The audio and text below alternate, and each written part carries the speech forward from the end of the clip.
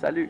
Nous vous présentons le livre Les Jeux sont faits, écrit par Jean-Paul Sartre en 1943. Jean-Paul Sartre est né en 1905 à Alsace en France. Il a commencé sa carrière comme professeur de philosophie vers la fin des années 20 et après avoir été emprisonné en Allemagne pendant la Deuxième Guerre mondiale, il est devenu écrivain, journaliste et un homme politique. Sartre est le leader des écrivains français qui représente l'existentialisme, un mouvement qui questionne des raisons pour l'existence. Ce livre raconte une histoire de deux personnes qui se rencontrent quand ils sont morts. L'histoire est dense avec la philosophie existentialiste et en même temps c'est aussi une tragédie romantique.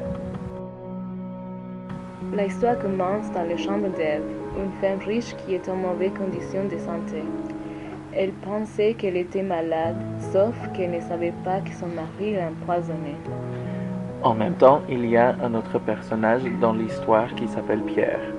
Pierre est un combattant dans la résistance qui est en train de contempler une révolution contre le dictateur au pouvoir. Il est également tué par son ami Lucien. Pierre et Ève sont morts simultanément et ne se rendent pas compte qu'ils sont morts parce qu'ils peuvent se promener dans les rues et voir tout ce qui se passe. D'ailleurs, quand ils essayent de parler aux gens vivants, tout le monde les ignore. Les deux se rencontrent dans les bureaux pour le récemment décédé, où ils apprennent qu'ils sont officiellement morts. Il y a beaucoup de personnes de différentes époques et âges.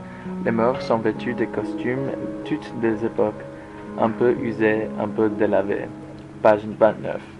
Par exemple, quand Pierre et Ève attendent dans la queue au registre des morts, Pierre rencontre un vieil homme du XVIIIe siècle. Ce monsieur est devenu un guide pour aider Pierre avec cette expérience. Ève et Pierre sont dans l'incrédulité qu'ils sont morts. Ève marche tristement dans une rue, la tête basse, les mains dans les poches de sa robe de chambre. Page 32. Les deux fantômes ont de la difficulté à cette condition impuissante parce qu'ils ne sont plus en partie du monde réel. Mais entre la tristesse de la mort, ils trouvent du bonheur. Pierre et Ève se tombent amoureux. Ils se sentent faits l'un pour l'autre.